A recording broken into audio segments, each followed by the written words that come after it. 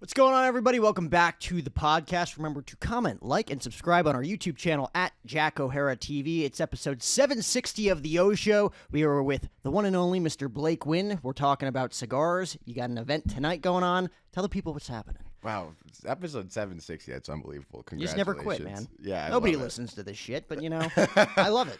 I love it. Good for you, man. No, tonight's going to be a lot of fun. We've got a cool little event at Resorts World with Louis Trez. We're going to be tasting some of their unbelievable cognac. You know, it's aged 100 years, and they bring these guys in literally from Cognac, France. Like, the guy that does the presentation is from France, and he'll explain to you how to smell it, how to taste it. And next thing you know, it's like the delicacy that exists in cigars exists in the alcohol. It's unbelievable. I can't wait for you to try. And you sound like a buff in that regard. We were talking about cigars before. There's going to be a few guys coming tonight that are cigar buffs, but you're not necessarily a guy that you'll smoke them, but you don't necessarily get the whole behind it. I get it from the standpoint that I look at it like it's golf, but you don't really have to learn how to do it. But what's interesting is I know how to golf, and I don't know how to smoke a cigar correctly. But no, I mean, it's cool. I mean, when you could just kind of sit around and kind of have those conversations that I feel like normally are birthed from a place of smoking a cigar that don't normally exist if you're just sitting across from someone chatting. It's a lot of fun. Because when someone offers you a cigar, like you're talking about, obviously your Uncle Steve is, you know, you're like, let's go have a cigar, Blake. And you're like, cool, but at the same time, I'm gonna have to put up with this because it's like I'm not really the guy to do it. No, I mean, here's how I look at it. I mean, I love getting to spend time with him. I mean, everything that comes out of his mouth is so different than what you hear entrepreneurial advice sound like when you look on Instagram and things like that. Like, here's a guy who's done it at as high of a level as anybody all time, and it's interesting because the insights are quite different, and I see him kind of catch his groove in giving advice when he's smoking a cigar, like kind of between drags, and I see how much enjoyment he's getting out of, you know, sharing wisdom with me in those moments. And you know, look, I mean, he's 81 years old, and I'm 23, and so I'm so grateful to have him in my life still, and he's in fantastic health, don't get me wrong, but I definitely really, you know, appreciate these moments because, you know, I know they won't last forever, but they're just some of my fondest memories. Man, and that's such a cool, unique experience to have because you have one of those stories. Again, it's like the name Wynn. It's on my logo because that's what it is at the Blue Wire, and this is what I sent Ivan, so it's up here at Hardin Cannabis Dispensary. Thanks again to Hardin Cannabis Dispensary for having us today. But you have that stigma of being like, oh, you're part of the Wynn family, but you know, like anybody else, it's like I don't want to be Steve Wynn's nephew. I want to be Blake Wynn. Yeah, you know, it's really funny. So a little bit of backstory. I mean, you know, my parents got divorced when I was 9 years old, and I ended up being raised by my mom. Steve is my dad's older brother, and so I truthfully, I mean, I was close to him as a little kid, and then we fell out of touch for 7-8 years. I didn't speak to him once, not out of any bad feelings. I didn't you really lose touch speak with to your him. uncles I didn't and aunts. speak to my dad, so I didn't speak to my uncle, right? And so fast forward, I'm 16 years old. I start my YouTube channel, and that was growing pretty quickly. I mean, in 2016, having 100,000 subscribers meant something quite different than what that means today. I feel like everybody has it today. Back then, it was quite different. And I end up doing an interview with the Review Journal.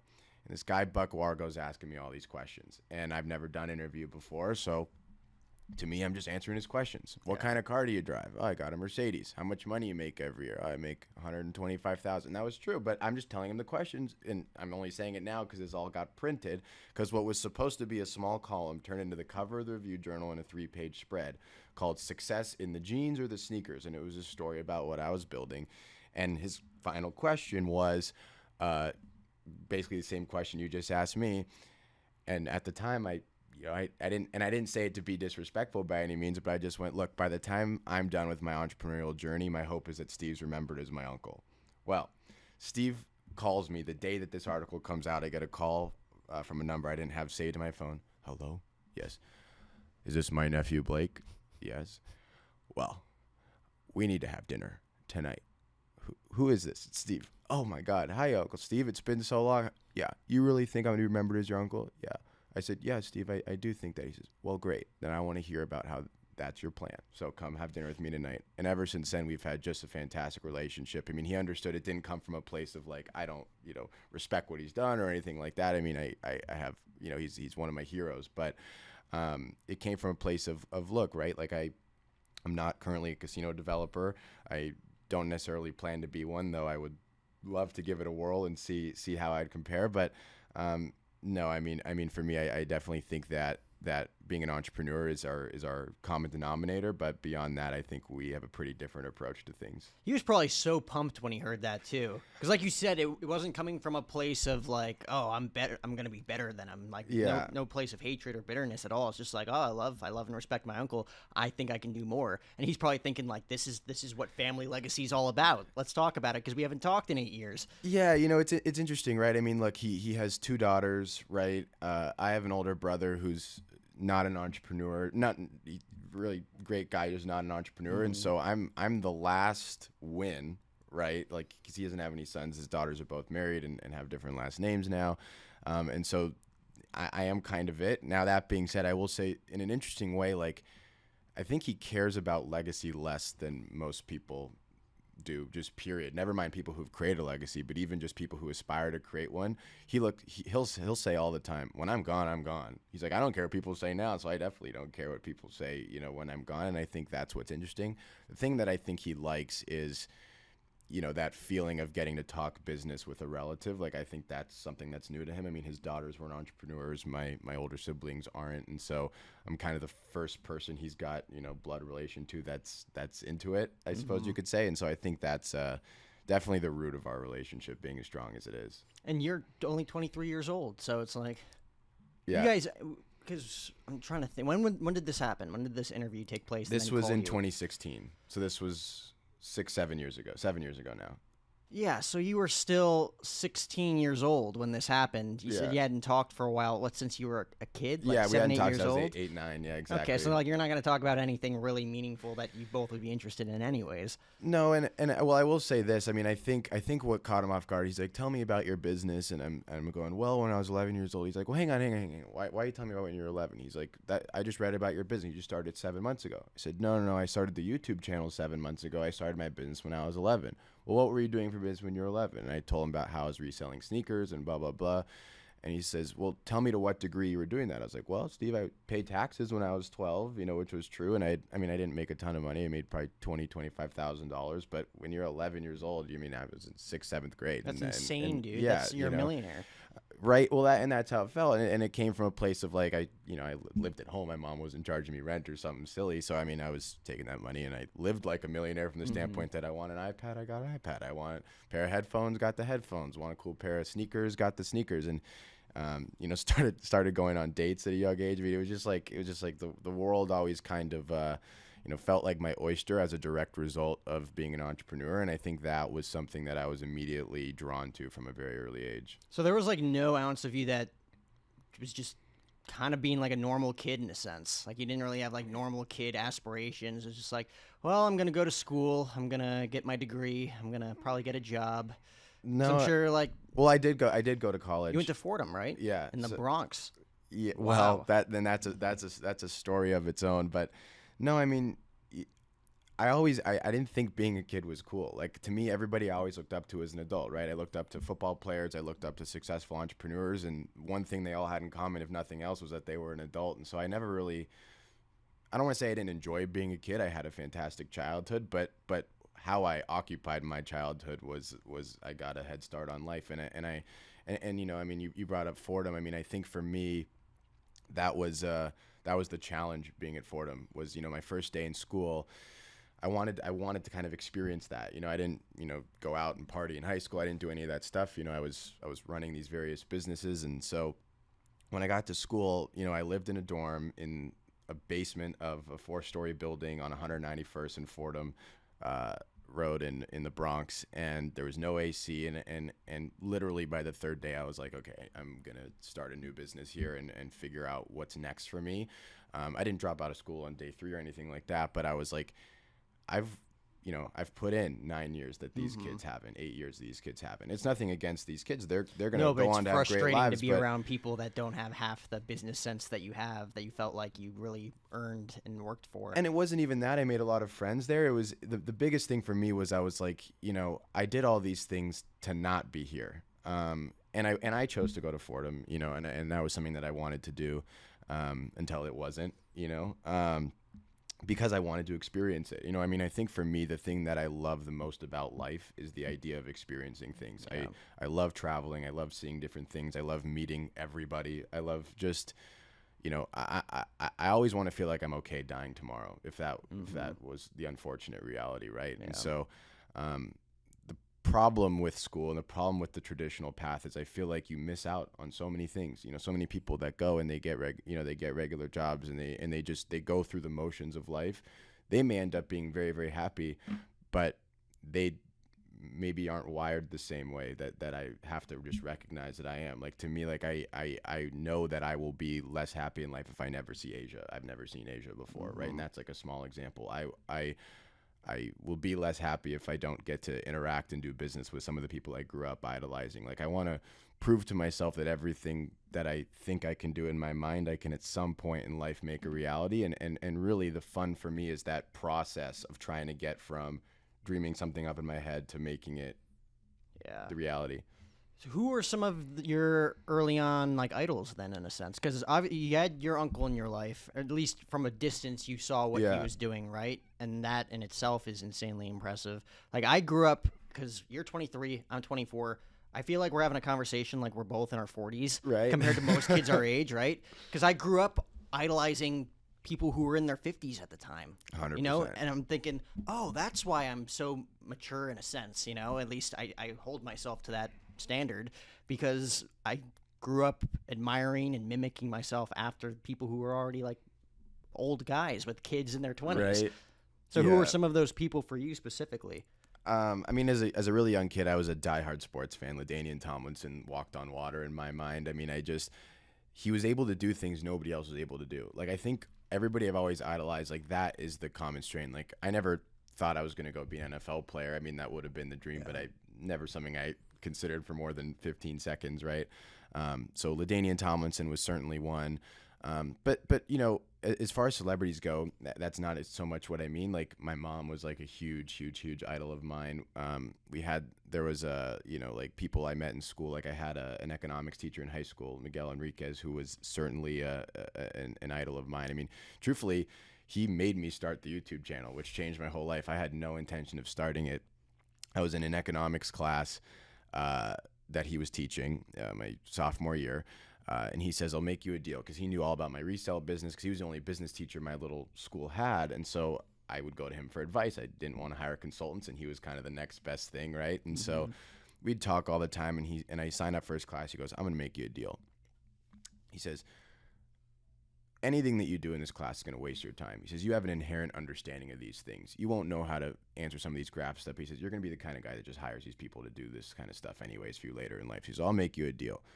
You'll get an A through my whole class if you make a business plan for how you're going to expand your current business and show it to me by the end of the semester. But a serious business. I mean, this thing was, probably 100 plus pages, blah, blah, blah. And I do it. I go through the motions because it seemed like a path of least resistance to get the A. And the business plan I made was that I was going to layer a YouTube channel onto my sneaker reselling business. So then he goes, all right, I'll make you another deal. He says, next year's AP Economics.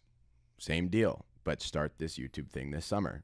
And I'm like, okay, like, right, what the heck? What else do I have to do? I mean, it took a lot of my time, but I knew how to create more hours in my day. And I had gone through the motions of making this business plan, and it really was examined and re-examined to the point where I'm like, I really do want to see what the merit to this thing is. Yeah. So May 20th, 2016, I started the channel, and within 7 months I had 100,000 subscribers thanks to him. So he was just incredibly influential in my life. So what was the blueprint there then for people who are wanting to start their channels? Because everybody's starting a channel these days. There are some people that have great stuff and it's not getting seen. There's people that don't have great stuff and it's not getting seen. You got to work, we just roll with the punches and do the repetition, right? But there are people out there who I've seen a lot of people who have really good content and like they're still getting like maybe like 12 views on a video. And I'm just like, how do they kind of help each other get exposed in that sense? I'll put it this way. I think Steve says it best. He says, no matter how great your ideas are, no matter how strong of an executor you are, take all those things aside, there's 100% luck involved from the standpoint that your timing is completely luck, right? when I started my YouTube channel, it was 2016. So I was looking at this YouTube landscape where I was really into sneakers, right? And there was a channel called Nice Kicks and Sneaker Watch. Those were the two big channels. Complex was kind of still in its infancy, especially in relation to sneakers. And they would go to celebrities' homes and show their sneaker collections, or they would take a pair of shoes a month before they came out and they would unbox them. That was the extent of the content. Then you looked at the other side of YouTube, and at the time, I mean, PewDiePie was the most successful. That game, gaming was kind of always a thing. The most successful kind of YouTuber making mainstream strides was a guy named Casey Neistat out of New York City. Logan and Jake Paul weren't there yet. They were still in the transitioning from Vine. No, none of that even existed yet, right? And Casey was a vlogger, right? Like it was a brand new word. And I had this idea that if you mixed sneaker content, but you presented it as vlog content, right? Sneakers being the niche that you attack, vlog being the style of content, I thought there'd be a massive audience for that, combined with the fact that the demographic for absorbing sneaker content at the time was 14 to 22. I was 16, 17 years old. I felt like not only that, but, these other YouTubers, they're in their 40s, they're talking almost, down. Like, I am the demo, right? Like, I know what they want to see because I am that person, right? And so I invented a new way of presenting that content. And truthfully, I quit YouTube myself in 2018, 2 days after I posted my most viral video of all time, from the standpoint that I spent about 6 months thinking to myself, well, what's the next way to reinvent this wheel? Because now we've been doing the sneaker vlogs for 2 years. Now there's 15 other guys that do the same thing. Some of them have passed me in subscribers. Some of them have not, right? Like, there needs to be something new. And I truthfully couldn't come up with the answer. And so I was like, well, I'm done. I'm not just going to go down with a sinking ship. I mean, truthfully, I don't think that style of content has been reinvented yet. And you look at the numbers, and they've substantially dropped off in that industry. And it's not to say that I feel good that I got out at the right time. It's to say that I felt like there was something at the time to build. I felt like I built it.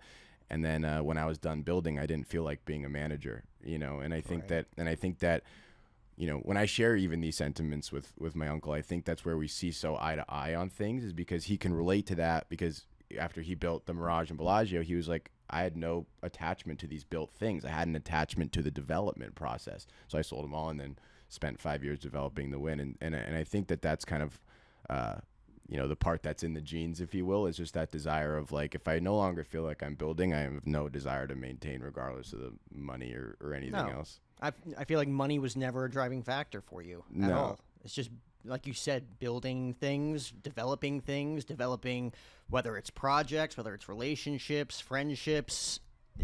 I feel like that's what really drives you and sets your soul on fire, which is really cool to see. Yeah, and I'll say too, I mean, to more directly answer your question, people that are starting content now, if you don't have the desire to reinvent the wheel because you got this idea that you're just so convinced that if you bring it to life, it's going to change something, then it's definitely not going to change anything. I mean, you have to understand there's 52 million YouTube channels in the world.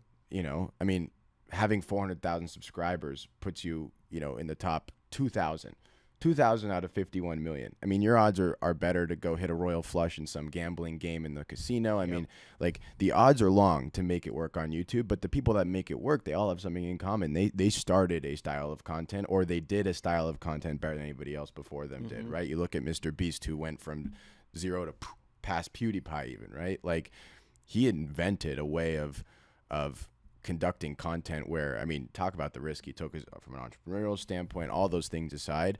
Like, he didn't just go, all right, I'm going to get a camera and I'm going to, start, doing X, Y, or Z and hope that makes me big. I mean, he had a plan and he had a vision that he knew how to bring to life, and it's turned into $1 billion business.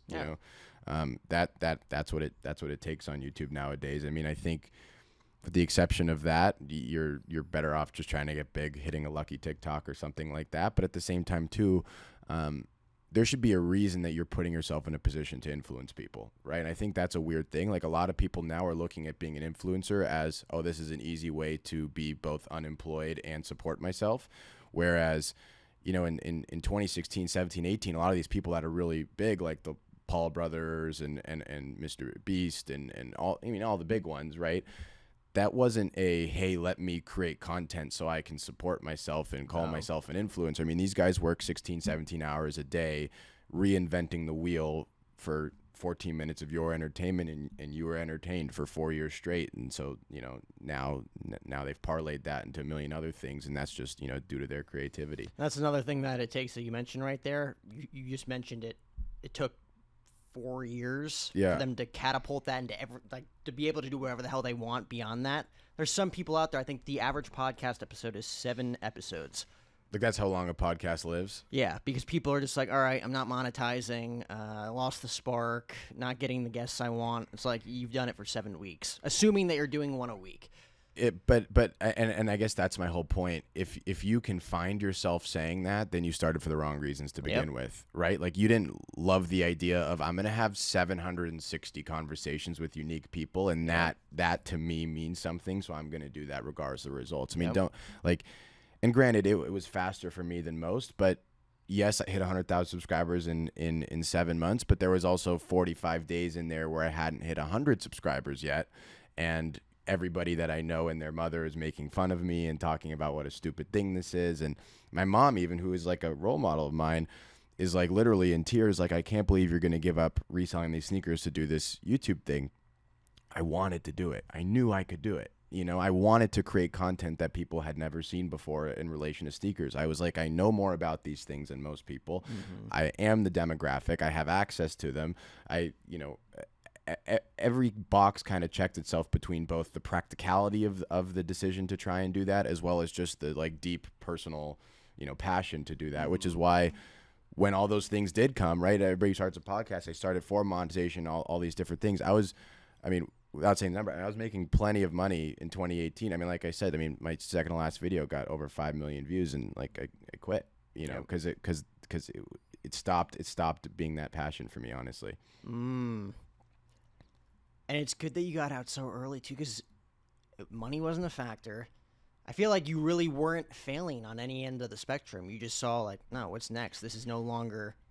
It wasn't that I was failing. It's that the writing on the wall was that I'm about to start failing, probably. Yeah. Whether that happens in 3 months, 12 months, or 24 months, I'm probably going to start. Well, yeah. Because I really did devote 6 months. Whiteboards and notebooks. I filled these things up. I still have them to this day of different ideas, and none of them gave me that spark that I had when I was 16, sitting there thinking to myself, I can really do this.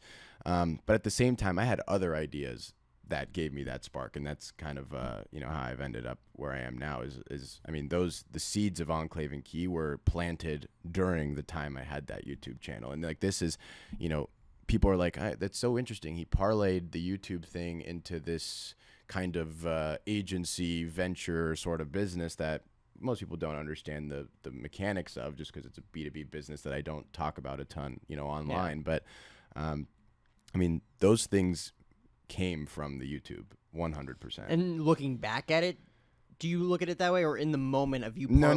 That's what I'm saying. In the moment, okay. I looked at it like where we are today was what those notebooks ended up designing in 17 Isn't and 18. That incredible? And I feel like you're very keen on storytelling. I'm a huge storyteller, and like those dots connecting, and then you realizing it after all those years, you're like, oh, that's so There's cool. Still a long way to go. And then you think like, is that a God thing? Like, that's really cool. I feel really, really lucky that the thing that I'm good at is taking an idea and making it into actually taking action and watching it blossom or burn. Doesn't matter. It's like you're actually taking the action to do it. Because again, at the end of the day, like, I live for experience. Like winning or failing, to me, I truthfully, like, as weird as it sounds, like, I don't care. I don't have any emotional attachment to Enclave and Key, the business. Yeah. I have emotional attachment to what we do, how we do it, and where we're going. Like, if someone, made me an offer to sell it, and it was a worthwhile offer from a financial standpoint, today I wouldn't sell it for anything. We've gotten offered way more than what we're worth, truthfully, in years past, and I never took it from the standpoint that, no, this is more than fair offer. Yeah, you're paying us way more than our revenues, way more than all these things. I'm not done yet, and I'm 22, I'm 23. At the same time, if there was a day that came that I felt like I was done, and I felt like someone could run it and continue it and be of value to our clients and do it the right way, I'd probably give them the business for free. because it's just a different way of approaching life. To me, I look at it like Enclave is what enables not only myself, but everybody that now works for it, all of our clients, all of our talent, everybody who's got some kind of finger touch point on Enclave. We exist as kind of the nucleus of this community of just some of the best and brightest people in the world. I don't want to give that up. No. Because the way that we monetize it today is not only for sure going to be different 10 years from now, but it's going to be larger. So any multiple that you pay, you're trying to buy my relationships. I don't want to sell them, That's so true, because you're building people.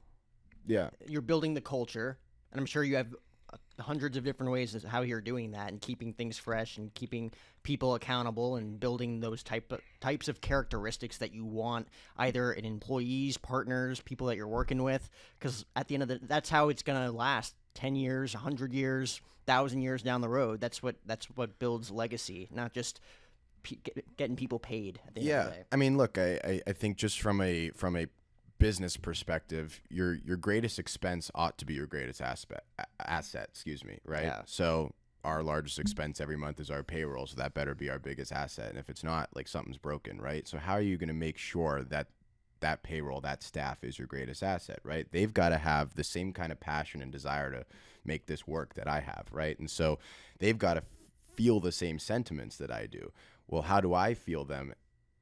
Answering that question and really kind of dissecting that psychology is incredibly important, because that's what can allow me to translate that message, right? And so we have, hundreds of different things that kind of create our culture. Everything from something as silly, which, in grand scheme of things, not silly, but something that seems as innocent as, I love that this business enables traveling, right? So every single person, every single year is not only required to go meet a client in person somewhere that's not in Las Vegas, something like that we obviously cover, but then as well, every April, we take our entire staff and a bunch of athletes to the Atlantis and the Bahamas. I think next year we might change where we go. The last 5 years, that's where we've gone. So this business enables you to travel, and you can experience new places in the world. Most people that start working for us, like, they have to get their passport when they start, because they're like, oh my God, I've never left. And then next thing you know, you're seeing the world. So you're getting new perspective. And at the same time, one other one I'll share, which is something that Wynn used to do a long time ago. They don't do it anymore. But when Steve told me the stories, I was like, I'm instantly implementing this, is a thing called storytelling. So instead of employee of the month or something like that, where you need some member of your team to do something in front of your face so you can see it and then applaud based on it, I want to know that you're trying to do something without me seeing it, and then you can tell your story in front of everybody else who's also trying to tell their story, and they can all applaud that you've done that and learn something from that. So every week we have a storytelling meeting where everyone comes in and they tell a story about what they did to go above and beyond for the business. That's not part of their job description. It's not their thing.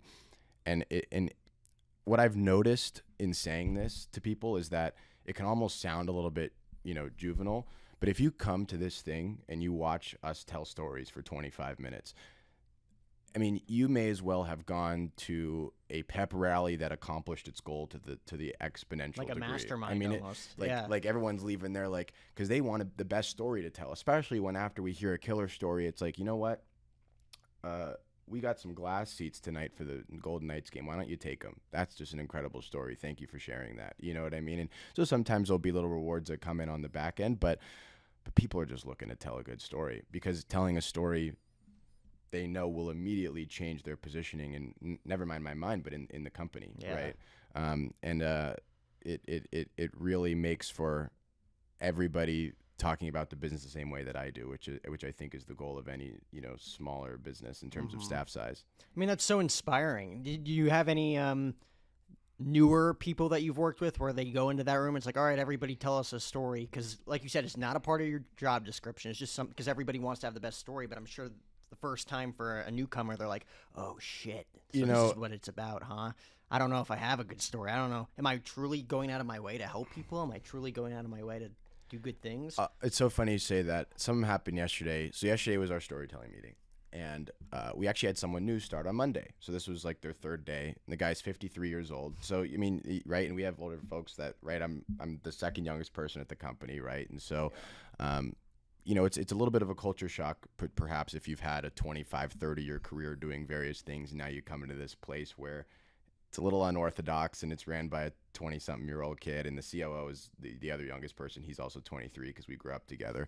But, he goes, I have a story. He says, look, I haven't done the work yet. He's been in training, right? He says, throughout my life, I've had a bunch of different jobs, and I've always worked those jobs to be able to make the kind of income that's allowed me to set up various passive and active businesses that I consider myself an entrepreneur in.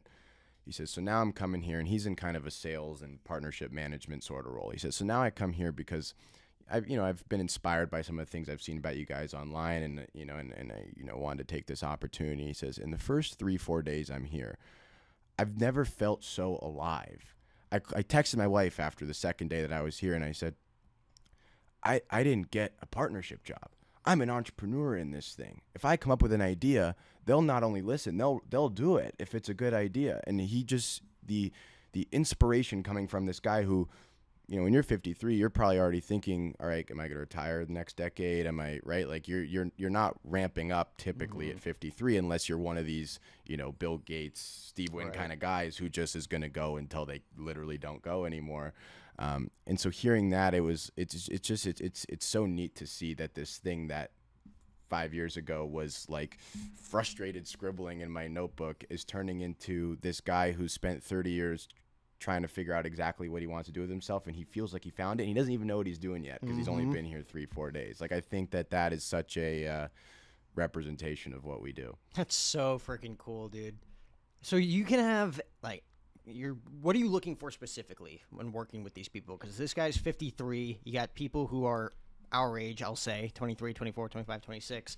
Like, what are you specifically looking for in these people that you're bringing on? That they're a 10, if that makes sense. That, to me, it's literally as simple as that. Everybody's got to be a 10. Their effort's got to be a 10. Their intelligence needs to be a 10. Their capability has to be a 10, and their willingness to execute has to be a 10. And that doesn't mean that they have to. It doesn't mean that a 10 that isn't an Enclave 10 is good enough. I mean, truth be told, like, there are people who we've had that we've tried and they're not 10s, but we need 10s because what we do and what we promise people, I mean, it's tough, right? And so I think the biggest thing we look for is someone who's got some of those initial aptitudes and's kind of got the resume that shows, I mean, this is a brilliant person. We're bringing on right now, we're building out a tech platform as an example. And I said, all right, I don't know anything about tech. We need to go get someone who knows tech, right? And in order to do that, we decided to reach out to the top 3 executives from the 20 most successful game companies of all time. So the Minecrafts, the Activisions, all these different things. Only one of them responded. The girl that responded is essentially runs Minecraft for Microsoft. And I fly to San Francisco the next day to go have coffee with her for 30 minutes to ask her, how would you go about hiring with no tech knowledge? Because my thing is always, I want to learn from the best. That person is clearly a 10.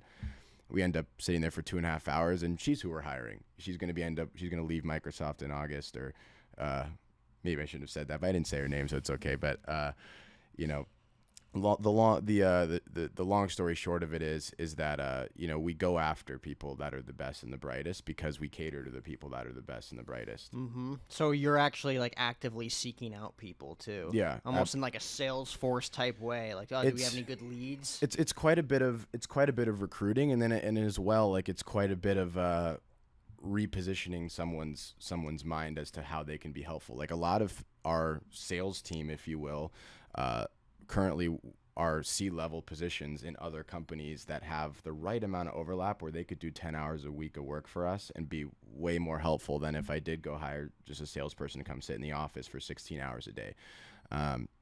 We do a lot of work with, and I'm happy to shout him out, we do a lot of work with a guy named Warren Lentz out of Los Angeles, right?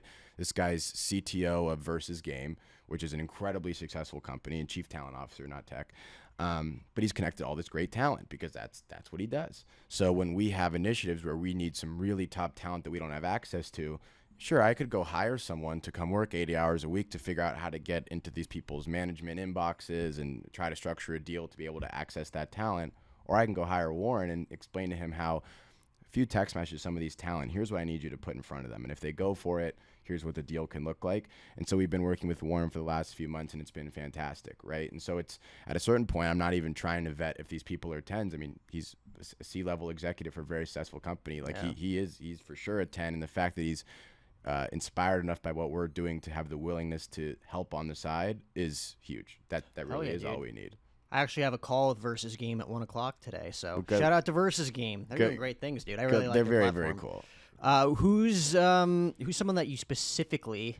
Because I'm sure having idols growing up, having all of these different plans, writing all this shit out, I'm sure there's specific projects that you haven't accomplished yet that's going to be like the tip of the iceberg with you. And you already mentioned people that you'd want to work with specifically. Who are some of those people? Oh man, that's a good one. I will say I feel like I'm quickly trying to knock the boxes off the list. You know, Chargers are one of our clients. We do a lot of work with LaDainian, so we work directly with him in the alumni program with the Chargers. So a lot of those early ones I do business with. I mean, I'm constantly asking Steve for advice if we face different problems. He loves when I, give him that phone call of, hey, we've got a new issue today. Oh, good, tell me if he's free, and if not, he'll be like, oh, come see me in 2 days, and I mean, he lives in Palm Beach. I'll fly there. 3 p.m. I'll land on a Wednesday afternoon, and I'm back in the office by Thursday at noon, and I'll take the first flight out at 6 a.m. and he'll pull an all-nighter with me, sitting there talking and just having a cigar and having fun, and he'll end up sleeping for a while the next day, but he has fun with it. It's interesting. I mean, I want to work with a little bit of everybody in different fields as we get into different projects, but I mean, ultimately I want to flip that script. I mean, I look at it you look at people like Walt Disney, you look at people like a Steve, you look at people like Elon Musk. I think what's so inspiring to me about those kinds of folks is that they're building a world. That's what they did. Disney's a world. Being inside some of these hotels, it's a world, right? I mean, Elon's built the ultimate entrepreneurial world. He's had 7 or 8 companies worth over $1 billion, right? And so I think for me it's less about, oh, I really want to go work with you, right? I hope that what we're doing, if you're the best in what we're doing, I hope that we then end up working together. If we end up working on something in cars, I'd like to say that we'll end up doing it with Elon or something like that. If we end up doing something in the hotel business, I hope that Steve ended up involved, kind of thing, right? But no, I mean, more than anything, I want to build a world where everyone wants to work with us, because what we're doing is special, and they need to work with us because no one else is doing it the same way. I think really top to bottom, everything about what we do is pretty unorthodox. So I don't think there's someone now that I can point at and say that would be a fun person to do this with. Yeah, unorthodox is fun, dude. That's a good thing, right? It's worth trying in your 20s at the least, right? Who are some, because I'm sure there's some people, whether you want to share them or not, that didn't work out working-wise with Enclave and kind of the whole mission behind it and the vision? When I say they don't work out, they're not bad people. No, not at all.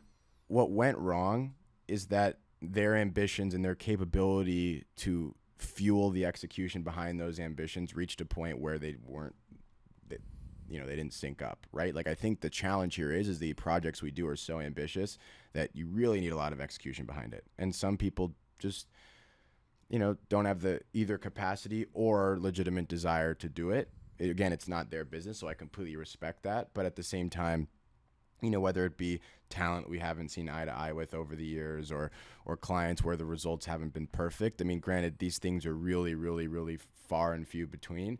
I think the really nice thing when that happens, though, is that respect is always maintained going both directions.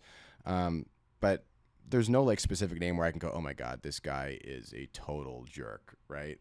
We haven't ever had that because I think our business is too light-spirited for that, right? I talk about it incredibly intensely, and our staff needs to be incredibly intense about it. But you're coming to our event tonight. There's no intensity to that. You want to come? Cool. See you tonight. You're going to have fun. I'll introduce you to 15, 30 other people that are going to be there. You'll leave and you'll have a good time. If you flake on the event, if you come to the event and someone you meet doesn't like you, I mean, right? Any of those worst case scenarios, what are we talking about? It's insignificant. It's nothingness, right? So where's the, oh my God, this was hard, right? None of that ever exists because it's light for you. You're happy to just be a part of it, right? You're happy to be able to come in this room and meet 29 other great people. Those people are happy that you're in that room so they can meet you.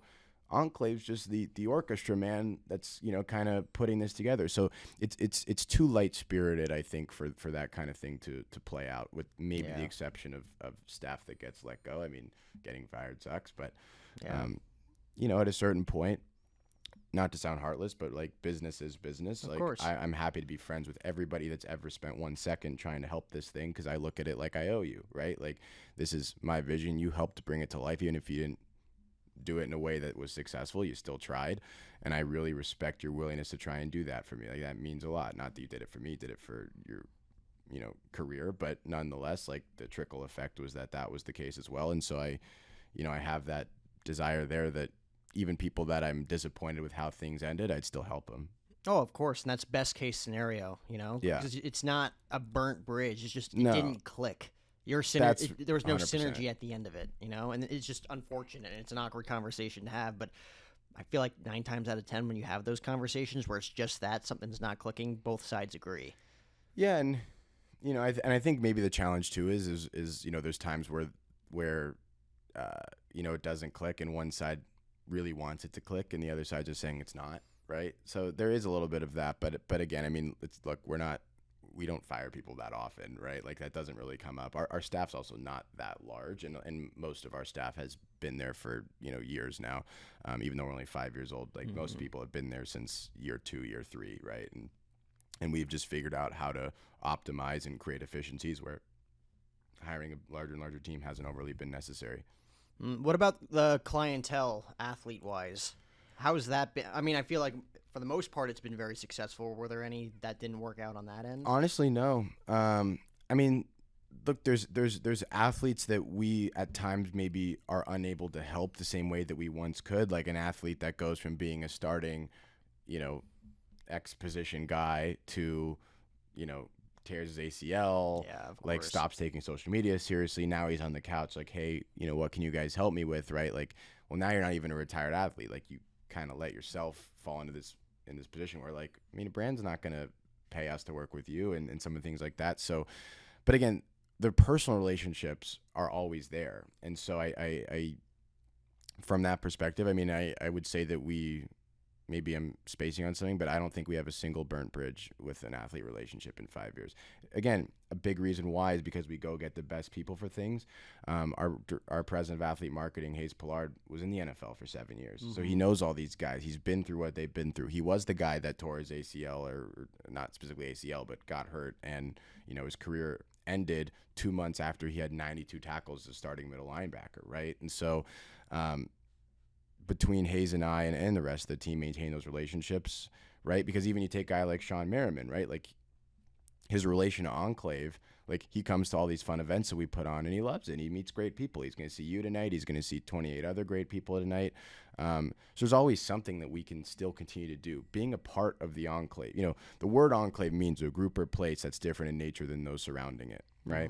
So being a part of the Enclave is not being on our roster to get allocated an Instagram post for $5,000 and an appearance next month and that. Yeah. Being a part of the Enclave means that you're a part of this group, right? And being a part of this group is an invitation to a plethora of events. It's the opportunity to work with brands should you want to. It's the opportunity to, if you start your own business, you got a machine that's ready and willing to help you, grow that business. We're working right now. Peyton Barber, the running back, is starting up a car rental business. We're helping him get his website ready, his socials lined up, his booking platform ready, because he came to us and said, look, I don't know if I'm going to play football this year.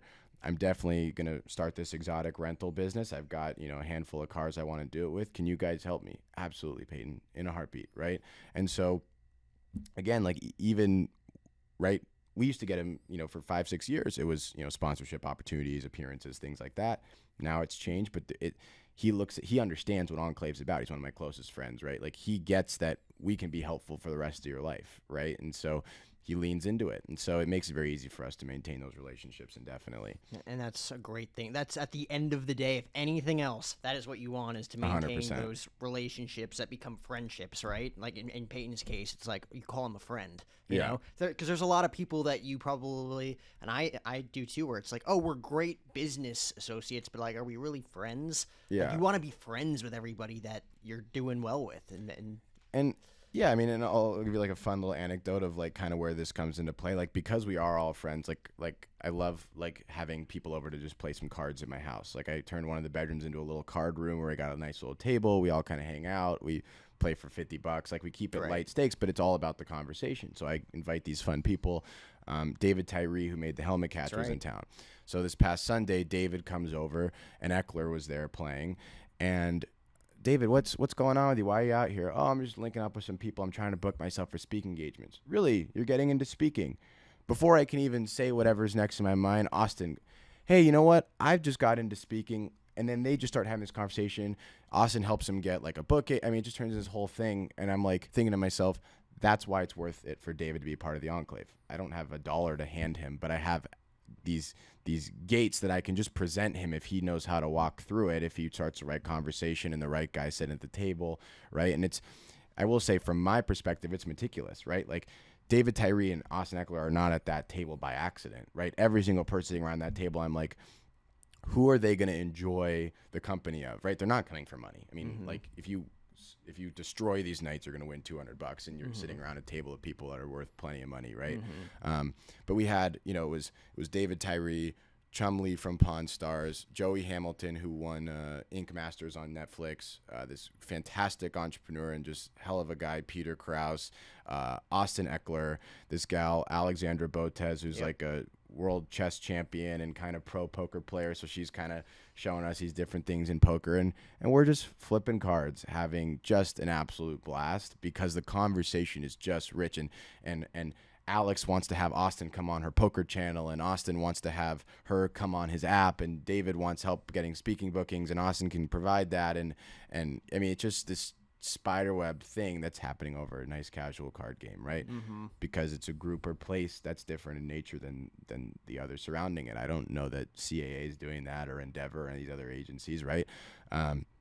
I also don't think we're overly an agency. I think that that's a weird stigma that's been put on us. Like our business model is not that of an agency. I mean, we have some clients that are retainer clients, but if we really got into the weeds, like we do not run an agency business, but it's okay. You just got thrown into that mix because it looks similar from the outside. It's easier to explain because our business model is not a business model that exists. It's a business model that we invented. You know, like the way that we monetize, the way our revenues come in, the 15 moving pieces to accomplish one thing the right way.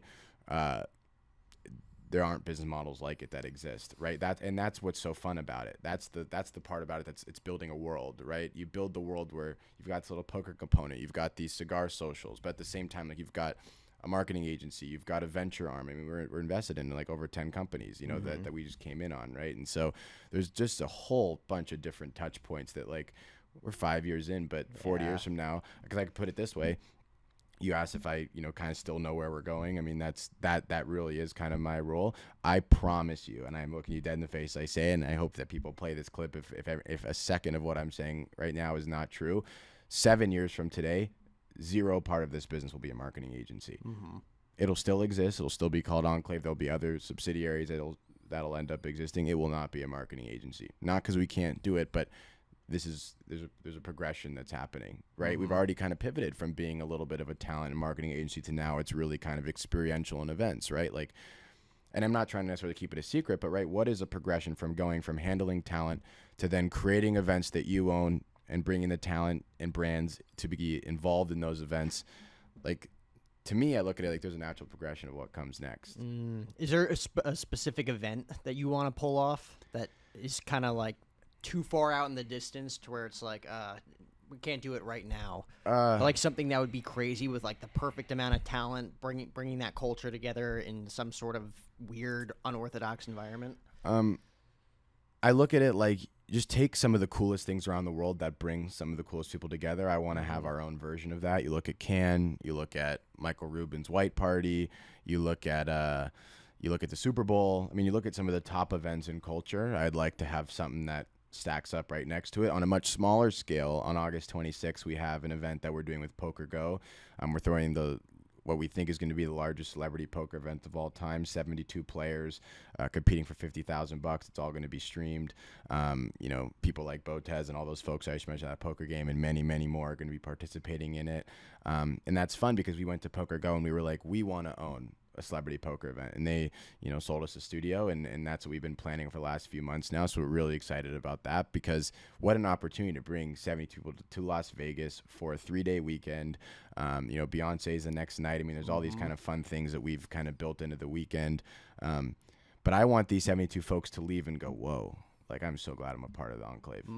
I don't even fully understand what I'm a part of, but I'm glad I'm a part of it, because I just got to do some things that without them I would not have been able to do. You're part of the culture. You're surrounded by people who are expanding your mindset as to what you can do and accomplish in life, previous as to what they thought that they could do.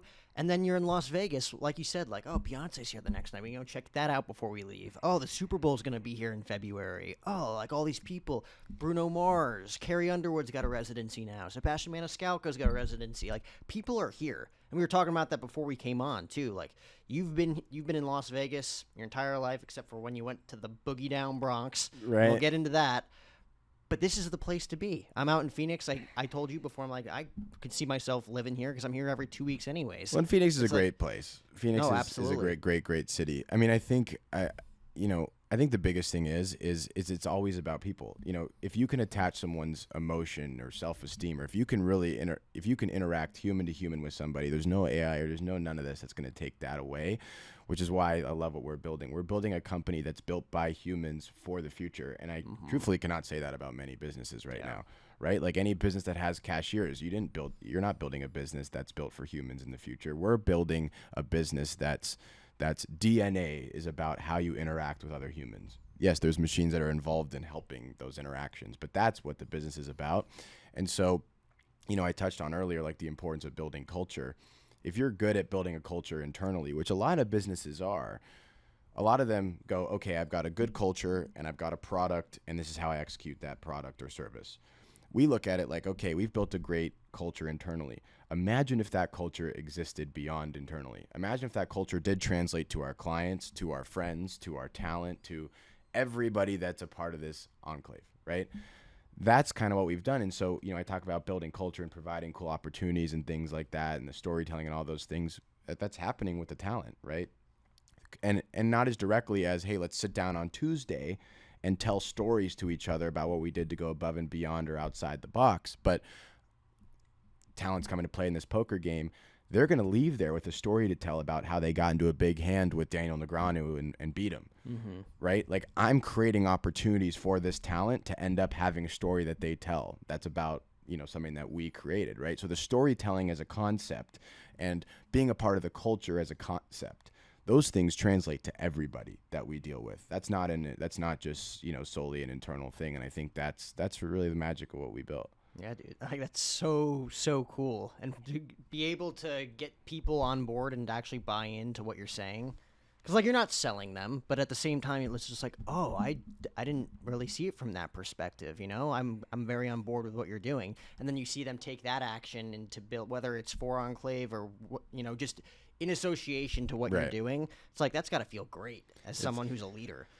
It's a lot of fun. I mean, and look, I mean, I don't want to make it sound perfect. I mean, there's definitely challenges. There's definitely concepts we come up with that don't work the way that we dream them up. I mean, right. But again, the key is consistency, right? Like, we're coming up with 6 things, like 3 can fail, like 6 can fail. Like, we'd still be doing the same thing. We're still going to be trying again. We're still going to be doing it.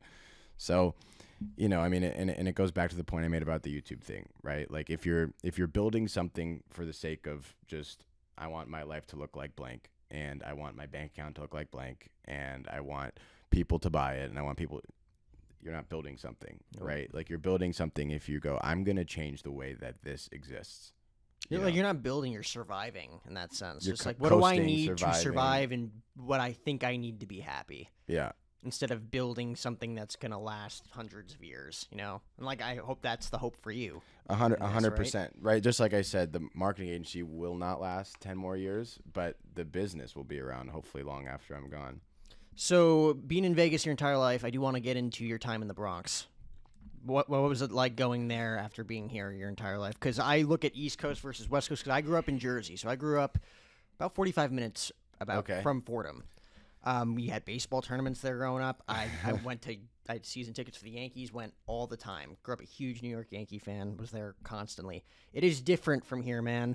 And going from here where it's a hustle culture for sure, but it's also way more laid back than it is there. People can be really uptight and tough over there. Yeah, I will say I like thrive in hustle culture. That those are the kinds of people that I feel like I really gravitate towards and that gravitate back towards us. So I actually was going to go to USC. I was committed. I paid my deposit. I mean, Really? I was going to USC, and literally 2 days before like the final deadline, I was in. I was. It's actually a really funny story, so I'll tell it for 30 seconds. I was literally in Hawaii on spring break. It was myself, my mom, my stepdad, and Xavier Grimble, who was a tight end for the Steelers at the time, because I had my own room and I had a second bed, and I was like, actually, you should come with me. Never been to Hawaii, and I like throwing the football on the beach, so it was like, be the perfect friend to come with, right? So X went to USC. He said, thanks for bringing me on this trip, man. I can't believe you did that. And I sat him down and I said, X, I'm not going to lie. I have a little bit of a selfish intention here, and I need your help. He says, yeah, what's up? I said, you went to USC, right? Yeah. It's not safe there, right? No, God, no. There was a lot of challenges being at USC, right? Yeah, and he starts listing them up. Good, save it. Here's what I need you to do while we're here. My mom went to USC, right? So Trojan alum family. She's so pumped I'm going. I'm like, you're going to spend the next 2 days when you have the opportunity telling my mom how bad USC is, because at some point in the next week, I've got to tell my mom that I'm switching and going to Fordham. And she's going to be devastated. So sure enough, I tell my mom I'm switching 2 days later. She is super, I mean, just like literally like we're at like the hotel pool. She's like sobbing. It's a whole scene. I'm like, all right, well, it's okay. And X and I are great friends anyhow. So we had a ton of fun that trip, and it's something we laugh about now because I just went and said, I need to go live in New York. That'll be the best thing for me right now in my life. I want to be around other people who hustle, who move, and I can create, other forms of content there. Like at the time I hadn't quite quit YouTube yet. So part of my thinking was that being in New York as opposed to Vegas or LA would be helpful. And I hate Los Angeles. Yeah. I when I have to go there, I mean, I go in and I go out. And like the only thing I like about it is the Chargers and like the friends I have there. Like besides that, don't like the traffic, the city, the everything. So I end up going to Fordham only because it was the only college I applied to in New York City. And I'm like looking through my Common App, which I sent like everywhere. And I'm like, do I have any schools that are in New York? Oh, Fordham. Great. I'll go there. I didn't know it was in the Bronx. Like I thought it was at Lincoln Center, which is on Columbus, in Columbus Circle 60th and 11th. I didn't realize that the Fordham that I signed up for was Rose Hill in the Bronx. Like that was literally news to me when I got there. Really? Wow. I knew they had a second campus. I didn't realize I was going to that second campus. So I'm moving into this dorm, and I immediately am like, okay, I screwed up. Within a week, I was looking for apartments. I mean, I had done well. I had the YouTube business. I had a Shopify business that I sold. I had the sneaker reselling, and I had saved a large majority of the money I made. So I move into the dorm August 15th, 2018. September 17th, 2018, I move into my apartment on 56 between 6th and 7th Avenue, 3 blocks south of Central Park with this gorgeous view. It was like awesome, but it was kind of a little out of my price range, and it was designed as such from the standpoint that like you can live here for a year if you don't figure out what you're doing next, because by this time I had dropped the YouTube thing because now summer had passed, blah, blah, blah. You have this long to really get this next thing off the ground. Within 10 days, I had filed the LLC for basically what's Enclave. The company's called Wynn Sports LLC, but 10 days later, I filed the LLC for it and had it, up and running, and so that way I could afford it longer. And I ended up moving back here once COVID hit, just because it wasn't fun living in an 1,100 square foot box. But but yeah, that was so my time in the Bronx was short, and I put all my classes in 2 days. So I would spend $109 to Uber from Midtown to the Bronx. I'd be there from like 8 a.m. to like 7 p.m. on Mondays and Thursdays, and I'd be in the city working and doing everything else besides that. Was your plan to stay there if COVID didn't happen, or was your plan always to come back? So we already had our offices back here. I was doing a little bit of time splitting at the time. I really do love it in New York City, but I knew that we could never run the business from there, not even from the standpoint of what human capital costs, but the office space, the state tax. We don't run the kind of business that can support like being in New York City. Like it skews all the wrong numbers in the wrong directions kind of thing. So that was more of a personal thing where I was kind of out there kind of sending business from New York City, networking and running around the town. I was kind of sending it back to our offices here in Vegas for the 6-7 months that I was splitting time because once we opened up our offices here, I also got a place here.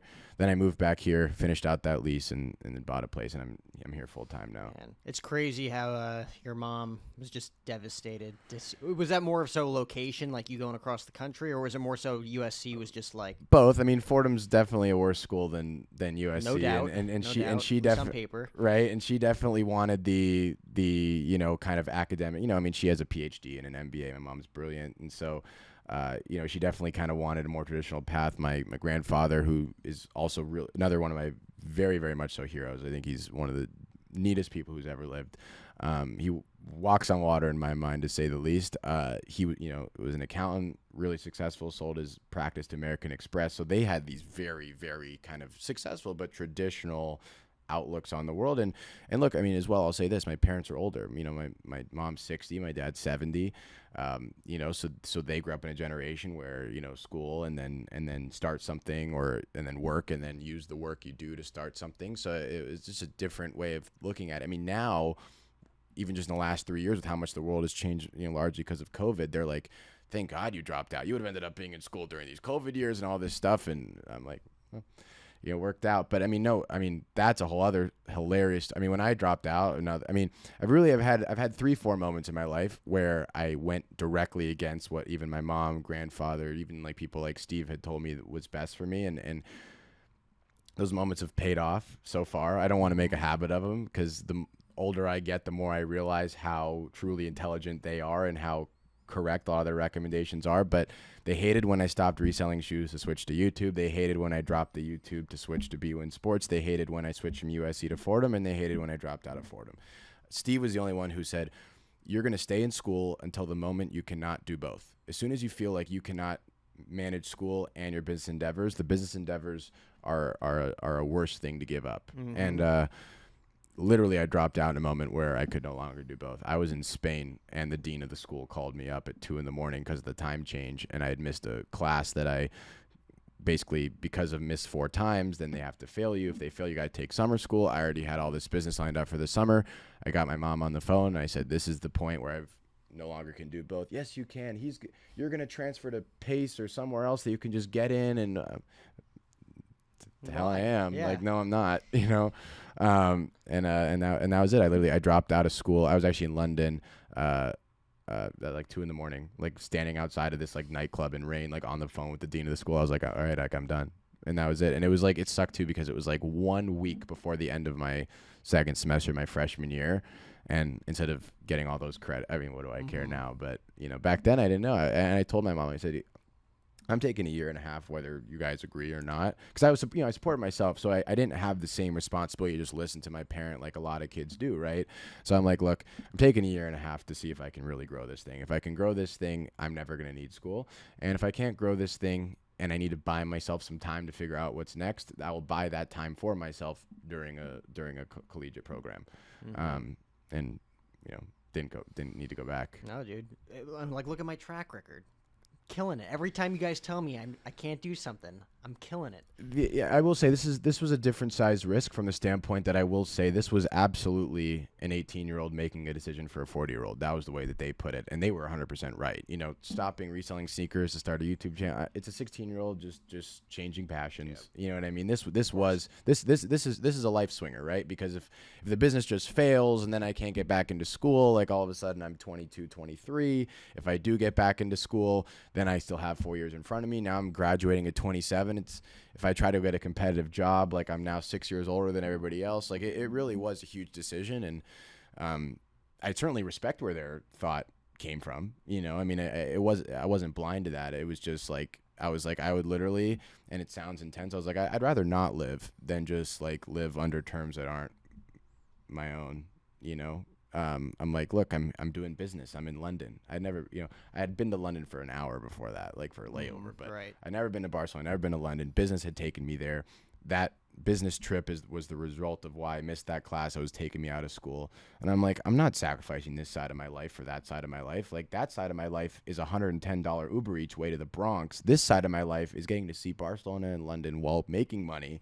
Like, I mean, what are we talking about? You can't beat that at all. Have you Have you not been anywhere that you're dying to see yet? Oh, sure. I've never been to anywhere in Asia, which is, I mean, look, I literally would love to see the whole world. Like a lot of times too, we will have business in Europe, and I'll book like an 18-hour stay in another place on the way home. So like we have a client in Amsterdam. So last September we went to go have a meeting with the client in Amsterdam. We were there for 3 days. I had never been there too, which was cool.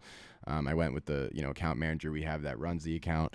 And then on the way home, I booked us a 19-hour layover in Sofia, Bulgaria. And we walked around Bulgaria for 19 hours. We stayed up the whole night, and then we, flew home. And I love doing that kind of thing, seeing some of these unique places, Tunis in Tunisia, or Ephesus in Turkey, and Kusadasi, and, these kinds of weird places. Like, I like seeing that just as much as I like seeing these things. Every year, my COO and I will go we give everybody in the company 2 weeks off from like December 16th until like New Year's Day. Like the whole company kind of shuts down. And my birthday is December 22nd. So we'll go from like the day we shut down for like a week till like my birthday or the day after. Just Brock and I will go somewhere.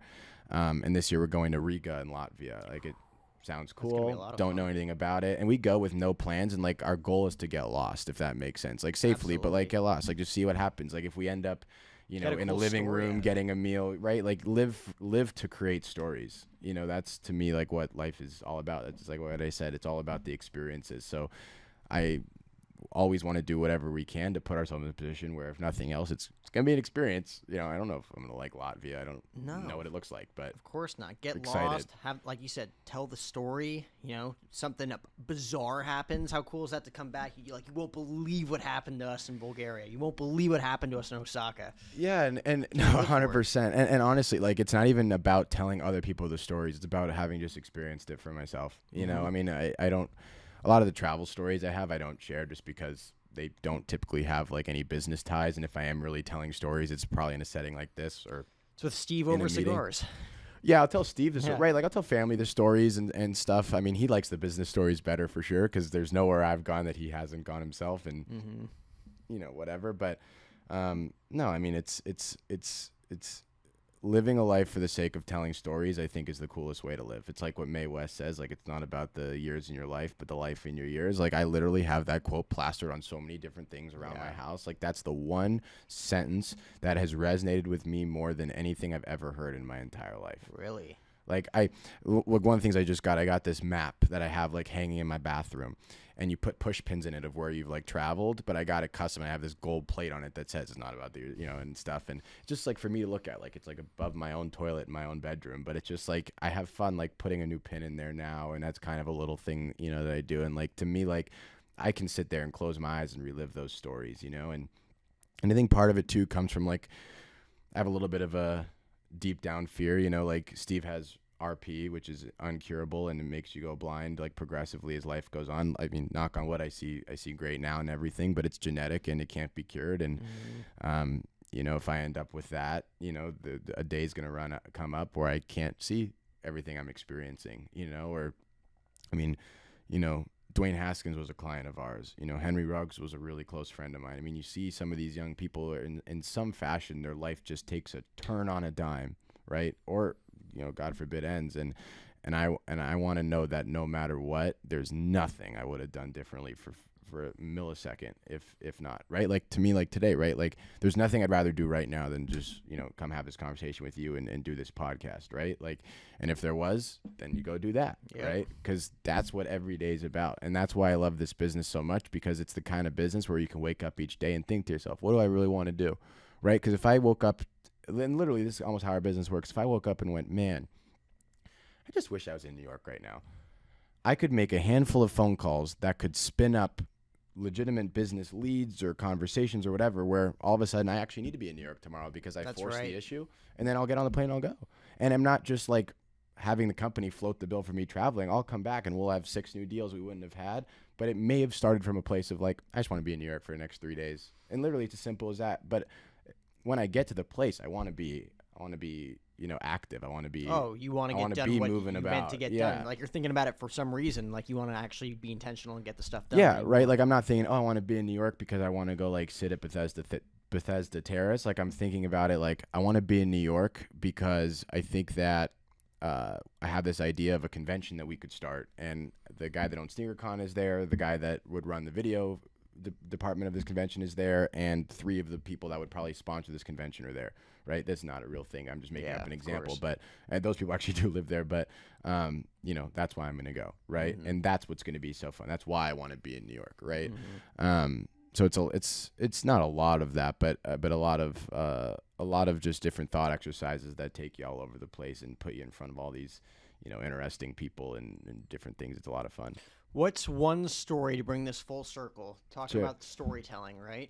We'll get into shoes next time because I want to ask you about my Jordan 4 green glows here. My favorite Jordan probably of all time. The 4s or the green glows? The Black Grape 5s are my all-time favorite. That's what got me into sneakers as a little kid. And then Green Glow 4s and Toro 4s are like kind of the T2 for me. Yeah. I have these, and then tonight I'll wear the Thunders, the black and yellow Okay. ones. But to bring this full circle, talking about storytelling and things aligning, going back to our previous conversation of you having to write all this stuff out, and then all of a sudden years later, you're like, oh, it all makes sense. It's all coordinating. All these dots are connecting. What's one specific story that you have, whether it's a partnership that you have, friendship that you developed, where like it didn't take you till years later to realize, like, oh my God, all those dots connected for a specific reason? Like, I'll give you an example for one of mine. When I was, again, I grew up a huge New York Yankee fan, had season tickets, would write a journal entry about every game that I went to.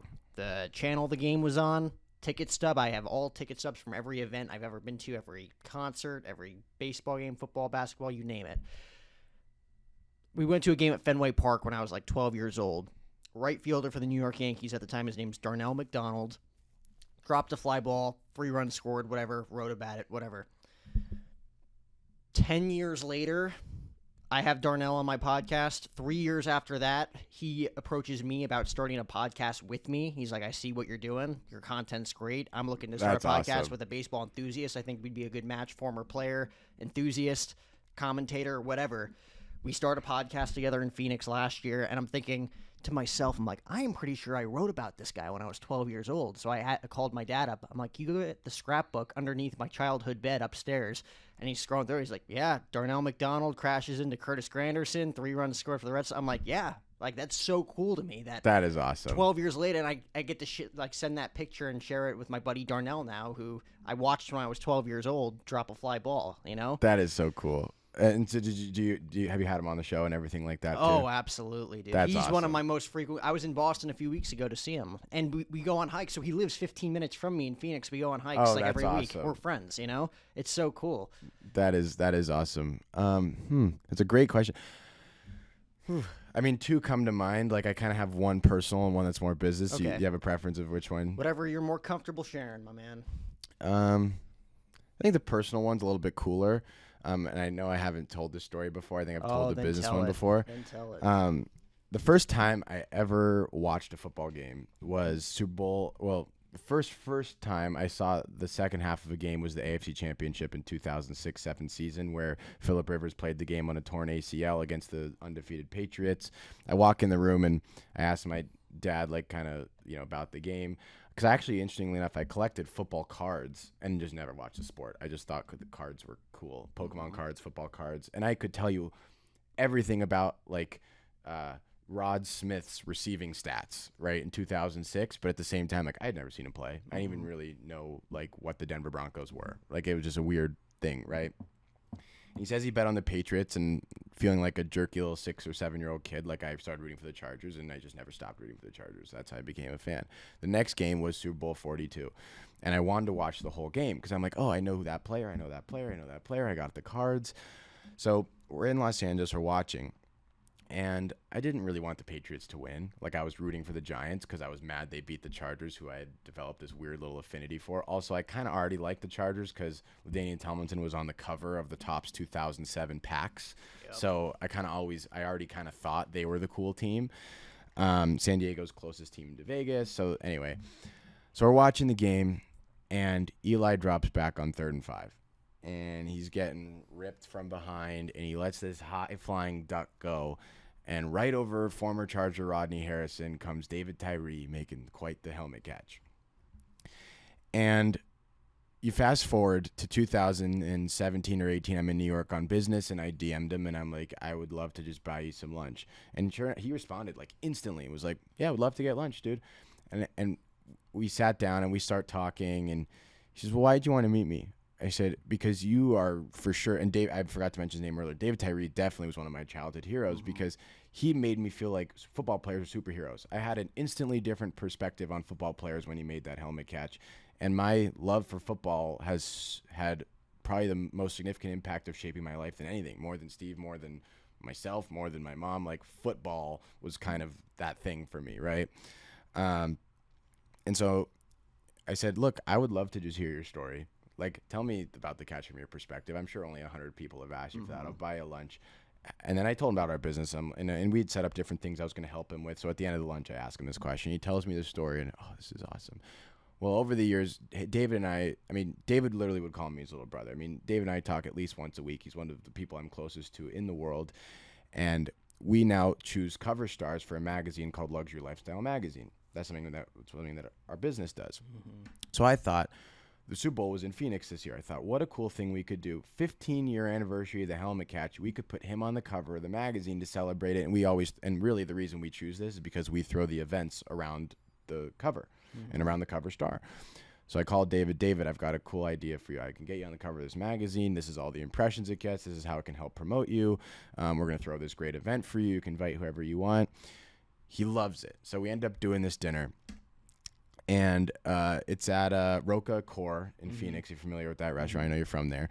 And it's 25 people. And Michael Boley and Derek Hagan and David Tyree and just all these like 07 Giants guys that have come out of the woodwork. A lot of them live in Arizona. Oh, I'm a realtor. Oh, Those guys are like, I haven't thought of you since 07. Right? And we end up having this fantastic dinner. And David just gives the most heartfelt speech about like the relationship he has with me and how grateful he is for all this different stuff. And I'm like sitting there like, just like, I can't tear up. Like, this is like our company's event. Like, don't do anything, right? But I had an idea that I had ran by him beforehand that he agreed to do that was a surprise. So at the end of the dinner, we went online, we bought a Giants helmet. Never done before. He puts on the helmet, and I stand outside Roca Core throwing him passes until he can recreate the helmet catch. And I'm sitting there, and I'm like holding the ball. And I like literally I'm like and it's dark out. I'm like but we had like shooting lights at us that way you could see for video. And I'm like, Brock, like I need you to get me glasses, dude. Like I'm not gonna be able to keep it together. Like I'm really about to start crying. And sure enough, like we recreate the helmet catch. He takes the helmet off. He takes like a marker that we had, and he's like, the only person in the world I would recreate this for is you, Blake. Thank you so much for everything. Only recreation for Enclave. 15 years to the day from the time that I did it, the first and only ever time I've done it before this. You know, he writes the date 23 and like signs it to us, and I was like, this is just like, what the hell? Because you know Matthew McConaughey has that great speech he gave when he won an Oscar, right? So you win when you're an actor. Where he says, you know, my hero is me in 10 years. And so it's always someone that I'm going to keep on chasing. Yeah. But if I think about my life 10 years ago, where I am today is who I would have idolized. But I'm nowhere near that person yet. And it was one of those moments where I'm like, imagine if 8-year-old me in those socks sitting in my older cousin's, living room watching that Super Bowl. Imagine if I knew I'd be recreating this moment 15 years later for the world to see and have it mean so much to the guy who made the catch, that's right. The superhero on the TV. I think that was like for me like one of the coolest full circle moments of my whole life. Oh, dude, you're pass after pass after pass. You know what? It only took like 3-4 times. It really only took a couple times because like the first time, like he caught it every time, but he kept like catching it and then putting it on his head and being like, oh, and I'm like, no, like you like right here, please. You're like, that's not it. Let me try again. No, this is on me. That's so cool, though. But everybody's, we had like some of the, Kenyon Drake, Austin Eckler, Boley, hey, all these guys that were at this dinner are like watching it and they're like cheering. I'm like, what the heck is my life right now? That is a full circle moment fun. that you're getting at 23 years old. You have no idea what's in store for the next couple decades, dude. I'm sure. I'm sure there's a lot. I mean, and I really do hope like one of the full circle moments is like when someone comes to me and I mean, granted, some people are shocked now, but like comes to me and goes, Steve Wynn was your uncle, right? Sometimes now it happens from the standpoint of like they just didn't make the connection, but when it happens out of the like, no kidding, right? Like that, I think that'll be a neat moment. Apple doesn't fall far from the tree, so I hope so, but yeah, I mean. I could tell you stories forever because that's how I live my life to create them. That's awesome, man. I hope we can do this pretty consistently moving forward. Just Come on, keep telling anytime. stories, you know? Where can the people find you? At Blake Wynn on Instagram. If the thing I create content most on now, and would love for you guys to check it out, is we have our own Snapchat show called What It's Like. Our company puts it on. Myself and Hayes Pollard, who I mentioned, are the co-hosts, and we create awesome content showing what different things are like that most people have never seen under the hood on before. Hell yeah, man. This was Blake Wynn. This was episode 760 of the podcast. Guys, remember to comment, like, and subscribe on our YouTube channel at Jack O'Hara TV. Check it out.